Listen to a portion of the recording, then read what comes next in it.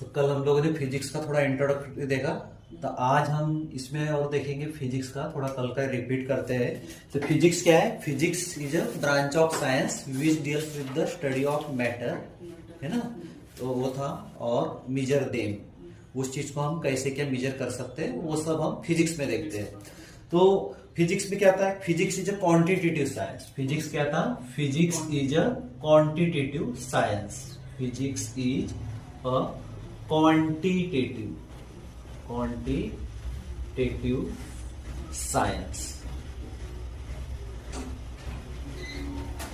ठीक है। Physics is a quantitative science, तो जहां पे हम वेरियस फिजिकल क्वांटिटीज मेजर कर सकते हैं। We measure various physical quantity during experiment in our day to day life.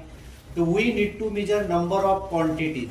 अब नंबर ऑफ क्वांटिटीज में हम लोग बोल सकते हैं जैसे size of object, volume of liquid, amount of matter, weight of vegetables और फ्रूट्स। यानी जो भी चीज हमको मेजर करना है सब जगह हमको क्या लगेगा? मात्रक लगेगा। अब मात्रक बोले तो जैसे हम क्लॉथ लेने भी जाते हैं, हम बोलते हैं कि मुझे इतने फीट चाहिए, इतने मीटर का क्लॉथ चाहिए।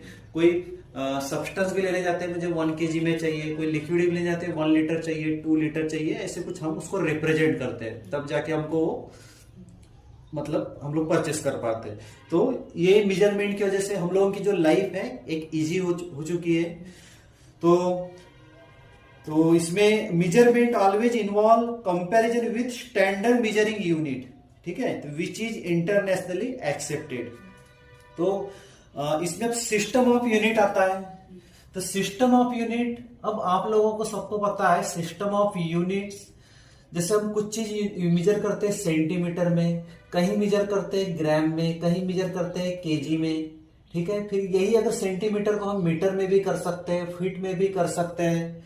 तो एज ए रिक्वायरमेंट हम लोग यूज करते हैं, बट इंटरनेशनली ये पॉसिबल नहीं था। इसलिए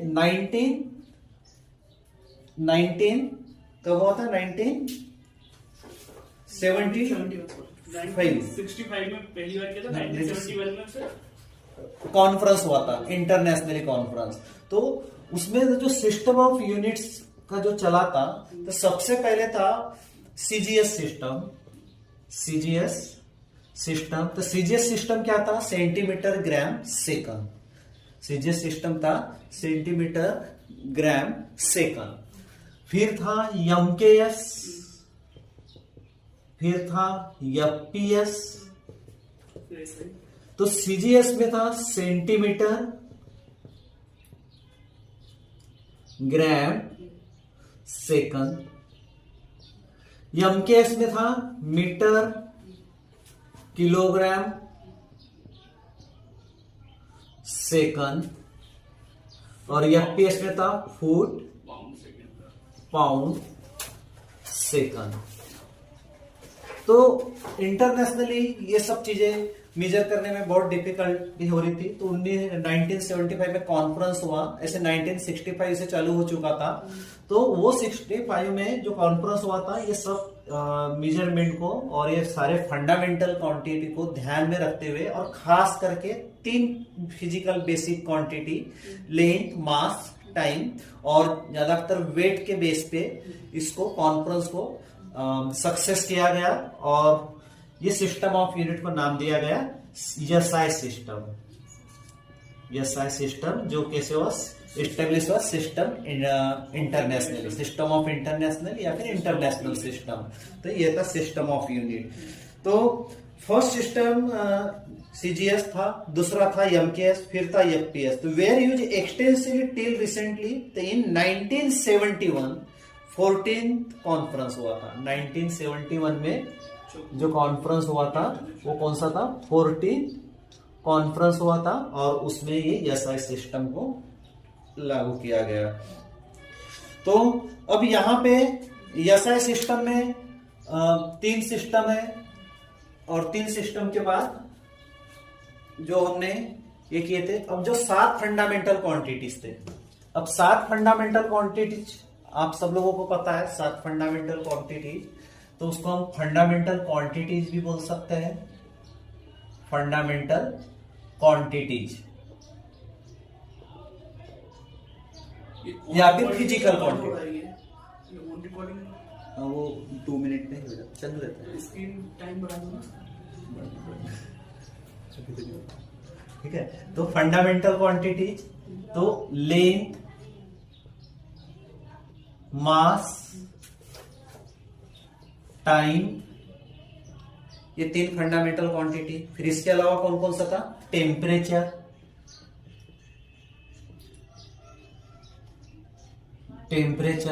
फिर था इलेक्ट्रिक करंट,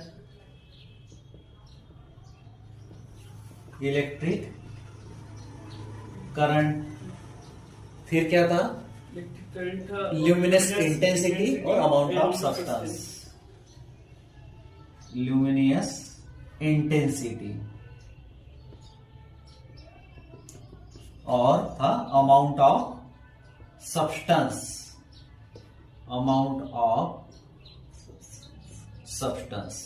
तो amount of substance.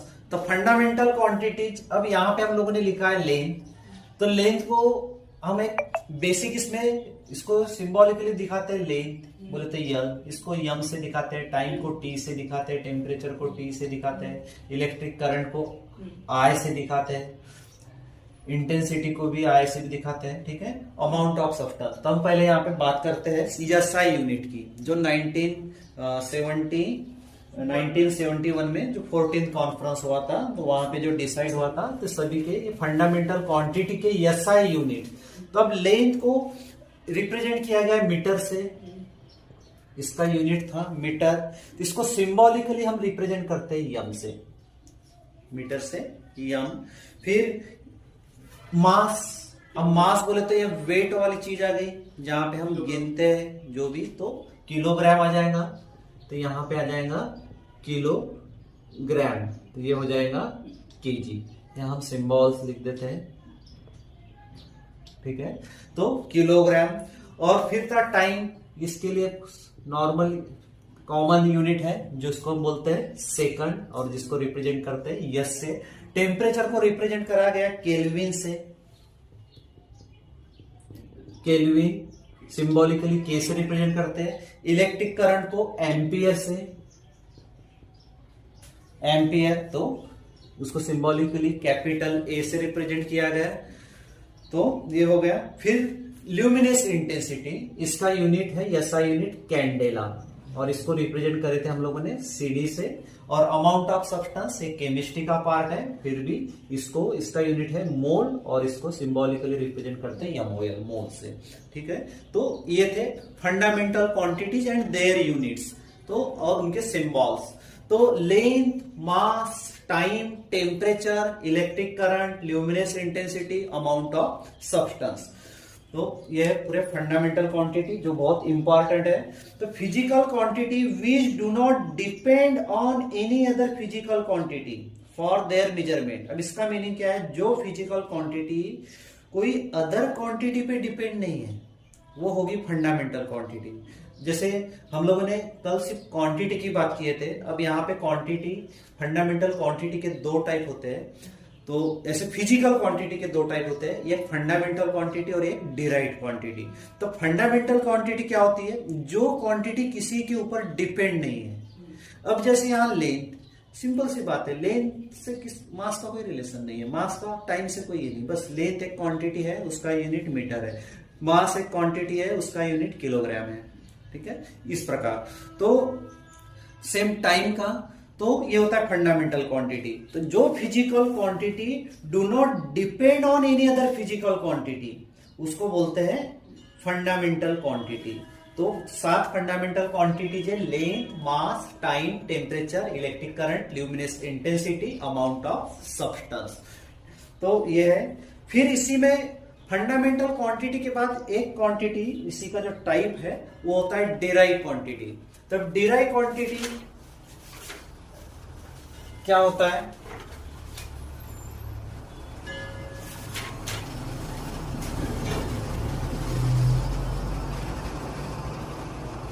Derived quantity, ठीक है, और उसके यूनिट्स। अब डिराइव्ड क्वांटिटी क्या रहेंगी? देखो, अभी हम लोगों ने 7 फंडामेंटल क्वांटिटी देखे। अब वो बेसिक, हम लोग बोल रहे हैं बेसिक क्वांटिटी या फिजिकल क्वांटिटी, और फंडामेंटल क्वांटिटी इसलिए बोल रहे हैं कि जो एनी अदर क्वांटिटी पे डिपेंड नहीं है, इसलिए उसको क्या बोल रहे हैं, फंडामेंटल क्वांटिटी। अब इसमें डिराइव क्वांटिटी, डिराइव वर्ड से समझ में आ रहा है कि डिराइव हो रहा है। डिराइव का मीनिंग क्या करता है, डिराइव कर रहे हैं। अब जो दो एक क्वांटिटी एक या उससे ज्यादा क्वांटिटी पर डिपेंड है उसको बोलते हैं डिराइव क्वांटिटी। तो we can across large number of quantity, जैसे speed, momentum, resistance, force, acceleration, तो ये क्या है, सब डिपेंड है। अब कैसे क्या डिपेंड है, हम एग्जांपल देखेंगे, डायमेंशन एनालिसिस करेंगे तो उसमें तुम लोगों को और क्लियर हो जाएगा। तो these are called derive quantities.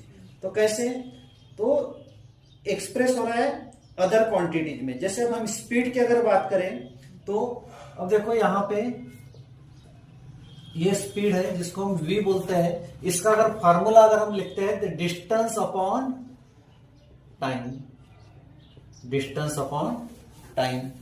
तो अगर इसकी हम मिनट की बात करें, यूनिट की बात करें तो मीटर पर सेकंड।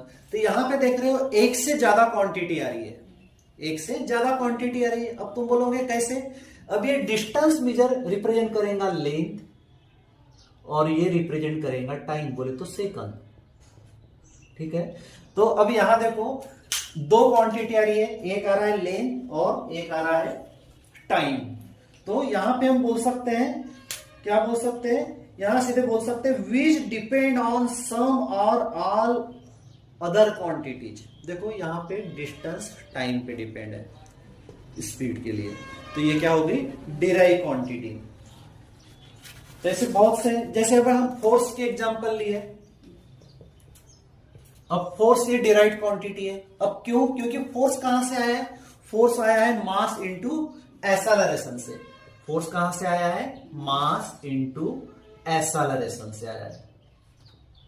अब मास इंटू एक्सेलरेशन, अब देखो अगर हम यहां पे फोर्स की अगर बात करते हैं, मास इंटू एक्सेलरेशन, अब यहां पे ठीक है ये मास का अगर बात करते हैं तो ये ओनली फंडामेंटल क्वांटिटी है, बट यहां पे ये डिराइव क्वांटिटी है। अब क्यों, क्योंकि ये एक्सेलरेशन क्या होता है, एक्सेलरेशन क्या होता है, एक्सेलरेशन होता है velocity upon time, velocity upon time. अब तुम बोलोगे यहां सब दो ही क्वांटिटी पे डिपेंड है, एक वेलोसिटी और एक टाइम। नहीं, मैं तो कहूंगा तीन क्वांटिटी पे डिपेंड है। अब कैसे, देख लो, क्योंकि वेलोसिटी क्या होता है, डिस्टेंस अपॉन टाइम। वेलोसिटी क्या होता है, डिस्टेंस अपॉन टाइम, और फिर अपॉन टाइम। देखो टाइम दो बार आ गया, डिस्टेंस एक बार आ गया, तो लेंथ टाइम। तो यहां पे ये एक से एक क्वांटिटी से ज्यादा क्वांटिटी पे डिपेंड है, उसको क्या बोलते हैं हम लोग, डिराइव क्वांटिटी। तो अब इसके अगर एक्सेलरेशन की अगर यूनिट की बात करें, मीटर पर सेकंड स्क्वायर, क्योंकि यहाँ टाइम 2 टाइम्स है, ये टाइम नीचे आ जाएगा डिनोमिनेटर में, मल्टीप्लाई हो जाएगा तो सेकंड का पावर आ जाएगा 2 स्क्वायर हो जाएगा मीटर पर सेकंड स्क्वायर। अब देखो यहाँ पे फोर्स की बात करते हैं। अब फोर्स में कैसे क्या तीन क्वांटिटी आ गई, देखो इस पे मास और एक्सेलरेशन हमको दिखता रहा है, बट एक्सेलरेशन के अंदर और दो क्वांटिटी है ना, इसलिए बोल सकते हैं ना ये जो फोर्स है अदर क्वांटिटी पे डिपेंड है, वो मास पे भी डिपेंड है, डिस्टेंस पे भी डिपेंड है, बोले तो लेंथ पे डिपेंड है, टाइम पे डिपेंड है, ठीक है। तो अब यहां पे बोलेंगे हम वेलोसिटी और एक्सेलरेशन पे डिपेंड है, बट वेलोसिटी कहां से आया, डिस्टेंस अपॉन टाइम से आया। एक्सेलरेशन कहां से आया, वेलोसिटी अपॉन टाइम से आया। तो यहां बोल सकते हैं मास इंटू एक्सेलरेशन। तो ये फोर्स भी क्या है, डिराइव क्वांटिटी है, ये फोर्स क्या है, डिराइव क्वांटिटी। तो ये एकदम बेसिक चीजें हैं। तो हाँ, फिर हम लोगों ने सप्लीमेंट्री यूनिट भी कल देखा था। तो प्लेन एंगल और सॉलिड एंगल, ये क्या होता है, सप्लीमेंट्री यूनिट।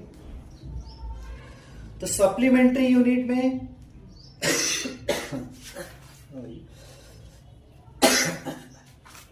तो सप्लीमेंट्री यूनिट में दो टाइप के यूनिट होते हैं, एक प्लेन एंगल और दूसरा सॉलिड एंगल।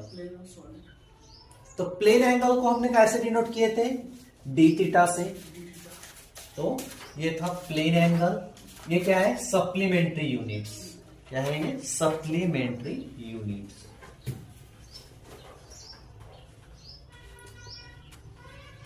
सप्लीमेंट्री यूनिट्स में क्या रहता है, एक रहता है प्लेन एंगल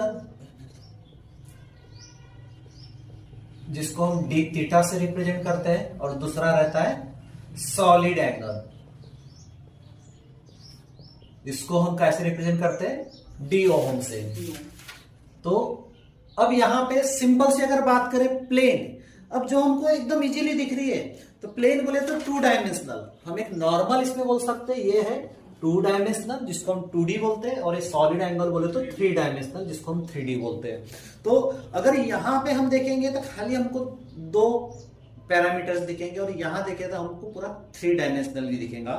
तो ये क्या था, प्लेन एंगल क्या था, प्लेन एंगल क्या था, ये था प्लेन एंगल, ये प्लेन एंगल था। अब तुम बोलोगे कैसे, क्योंकि ये होता है डीएस, ये होता है रेडियस, और ये होता है डी थीटा, जिसको हम बोलते हैं प्लेन एंगल।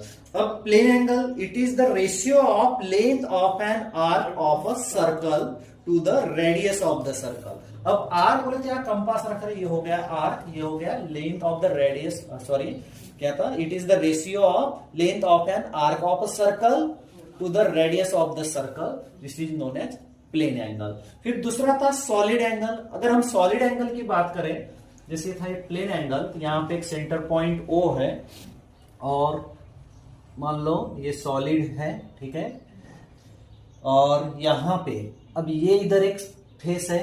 अब हम यहां खाली प्लेन एंगल के हिसाब से बोल रहे हैं। अगर इसको हम सॉलिड 3 डायमेंशनली देखेंगे, इसको अगर हम 3 डायमेंशनली देखेंगे, तो यहां पे और एक रेडियस हो जाएगा, इस प्रकार हो जाएगा। तो ये इसको हम क्या बोलेंगे, सरफेस, इसको क्या बोलेंगे, सरफेस। तो अब यहां पे ये भी किससे आया, ये भी आर किससे आया, ये भी आर किससे आया, रेडियस से आया है, ये भी आर किससे आया है, रेडियस से आया है, और इधर ये जो पॉइंट मिले हमको रेडियस से मिले हैं, तो ये रहेगा डी ए। तो अब सॉलिड एंगल की अगर बात करते हैं हम लोग, सॉलिड एंगल, ठीक है, तो solid angle this is the 3 dimensional, this is the 3 dimensional. तो it is defined as the area of portion, ये हो गया surface area, area of portion surface of sphere to the square of radius of the sphere. तो radius of the square बोल रहा है, तो ये डिनोमिनेटर में ये हो जाएगा आर, और ये सरफेस हो जाएगा डी ए, और ये हो जाएगा डी ओ। तो इसका रेशियो बोले तो सॉलिड एंगल। तो अब देखो यहाँ पे दोनों में तुम लोगों को डिफरेंस साफ साफ दिखाई दे रहा है। तो ये क्या था, प्लेन एंगल, प्लेन एंगल में हमको दिख रहा है ds बाय आर। अगर यहाँ हम 2D और 3D के हिसाब से बात करें, तो यहाँ हमको सीधे सीधे 2 डायमेंशन दिख रहे हैं, और यहाँ हमको 3 डायमेंशन दिख रहे हैं। यहाँ भी मीटर ले लो, यहाँ पे भी मीटर, यम क्यूब हो जाएगा, पूरा 3 डायमेंशनली हो गया। और यहाँ पे हमको खाली एक प्लेन दिख रहा है, एक ही व्यू दिख रहा है, और यहाँ पे हमको पूरा कंप्लीट सरफेस दिख रहा है। तो ये है सॉलिड एंगल। तो यही किसके अंडर में आते हैं, सप्लीमेंट्री यूनिट, जिसको हम बोलते हैं plane angle and solid angle. तो यहां तक कल हम लोग पहुंचे थे।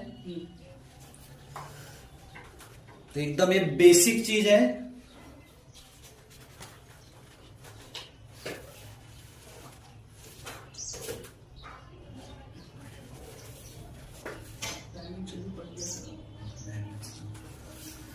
फिर यूनिट के बाद फंडामेंटल यूनिट्स जो रहते हैं, इसमें आ जाता है डायमेंशन एनालिसिस, जिसको हम हिंदी में कहते हैं वीमा, जिसको क्या कहते हैं, वीमा।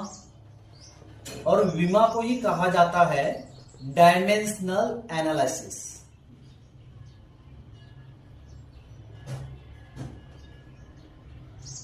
अब डायमेंशनल एनालिसिस क्या, ये होता है फंडामेंटल क्वांटिटीज का या फिर फिजिकल क्वांटिटीज का। तो डायमेंशनल एनालिसिस किससे होगा, length, mass, time, temperature, electric current, ये जो सातों फंडामेंटल क्वांटिटी है, तो उसमें जो डायमेंशनल एनालिसिस होता है। जैसे चलो हम एक और एग्जांपल ले लेते हैं डायमेंशनल एनालिसिस में, जैसे एक्सेलरेशन, एक्सेलरेशन। तब एक्सेलरेशन की अगर बात करते हैं हम लोग, तो एक्सेलरेशन का हमको फार्मूला है, अभी हमने कुछ देर पहले देखे थे, ए एक्सेलरेशन को रिप्रेजेंट करते हैं स्मॉल ए से, तो a equals to v by T velocity upon time. तो इसका रह जाएगा यूनिट क्या रहेगा, मीटर पर सेकंड। अब ये डायमेंशन एनालिसिस किसके ऊपर डिपेंड है, 3 क्वांटिटी है, एक है लेंथ, दूसरी है मास और फिर है टाइम। तो ये वीमा जो होता है ये स्क्वायर ब्रैकेट में होता है, अगर ये नहीं है तो ये इनकम्प्लीट है, इसलिए स्क्वायर ब्रैकेट देना जरूरी है। तो इसको दोनों फॉर्म में लिख सकते हैं, एक तो यम यल टी लिखो या फिर यल यम टी, ठीक है। तो मान लो हमने लिखा यल यम टी। अब यहां पे यल रिप्रेजेंट करता है लेंथ को, यम रिप्रेजेंट करता है मास को, टी रिप्रेजेंट करता है टाइम को। तो अब यहां देखो लेंथ मास टाइम। अब एक्सेलरेशन में हमको क्या दिख रहा है, लेंथ दिख रहा है, एक्सेलरेशन में लेंथ दिख रहा है। बट बहुत लोग कंफ्यूज होते हैं कहां पे, ये यम में, ये यम को समझ लेते हैं मास, बट यहां पे ध्यान देना है ये मास नहीं है, ये मीटर है, मीटर पर सेकंड, और ये टाइम दिखाएगा। तो यहां पे हम लिख सकते हैं, अब ये देखो इसको हम लिखते हैं यल बाय टी, यहां पे ये है, ये मास नहीं है, इसलिए हम इसको लिख सकते हैं 0, यहां पे एब्सेंट है मास। तो अब यहां पे देखो यल है, बट टी कहां है, डिनोमिनेटर में, यहां पे यूनिट सॉरी मीटर पर सेकंड स्क्वायर, तो यहां पे क्या रहेगा टी स्क्वायर। तब ये है डिनोमिनेटर में, बट वीमा बोलता है कि तेरे को डिनोमिनेटर में नहीं रहना है, उसको साथ में एक लेवल में रहना है। तो ये आ जाएगा ऊपर, तो ये हो जाएगा यल टी टू द पावर -2, तो यहां आ जाएगा -2। तो ये हो गया डायमेंशनल एनालिसिस फॉर एक्सेलरेशन। तो इसको हम लिख सकते हैं L1 m0 एंड t -2। तो ऐसे ही सभी इसके डायमेंशनल एनालिसिस होते हैं। जैसे वर्क भी देखो एक क्वांटिटी है। अब वर्क कौन सी क्वांटिटी है, डिराइव क्वांटिटी है। वर्क कौन सी क्वांटिटी है, डिराइव क्वांटिटी है। अब वर्क का फार्मूला अगर डिराइव क्वांटिटी है, इसका मतलब ये कोई ना कोई अदर क्वांटिटी से तैयार हुआ है। अब वो दूसरी 2 क्वांटिटी कौन सी रहेंगी, अब दूसरी क्वांटिटी जो रहेगी, वर्क को हम रिप्रेजेंट करते हैं W से, वर्क, ठीक है, और इसका फार्मूला है फोर्स इंटू यस, ठीक है, फोर्स इंटू यस, ये फार्मूला है फोर्स इंटू यस। और वर्क को हम यूनिट्स से, वर्क का जो यूनिट रहता है जूल रहता है, वर्क का यूनिट रहता है जूल। अब फोर्स इंटू यस, अब देखो यहां पे, तो अब ये फोर्स, अब यहां पे तुम लोगों को कंफ्यूज हो रहा होगा कि ये फोर्स, तो ठीक है कोई बात नहीं, पहले हम फोर्स का डायमेंशन एनालिसिस कर लेते हैं। अब फोर्स क्या रहता है, मास इंटू एक्सेलरेशन, फोर्स रहता है मास इंटू एक्सेलरेशन। अब इसकी अगर डायमेंशनल एनालिसिस की बात करें, तब यहां पे देखो यम आ जाएगा, तो m1, यल रहेगा क्या, यहां रहेगा L1, टी रहेगा क्या, होगा ये dimensional analysis L1 m1 t to the power -2। ये किसके लिए, फोर्स के लिए। तो यहां पे हम लोगों को समझ में आ रहा है कि क्या इंपॉर्टेंट है, फार्मूला और यूनिट ध्यान में रखना। तो फार्मूला और यूनिट हमको ध्यान है, तो हम वीमा इजीली कर सकते हैं, डायमेंशनल एनालिसिस इजीली कर सकते हैं। तो अब देखो हमारे पास फोर्स पता है, अब फोर्स इंटू यस ये है। तब इसकी अगर हम बात करें किसकी, वर्क की, तो वर्क के लिए क्या होगा,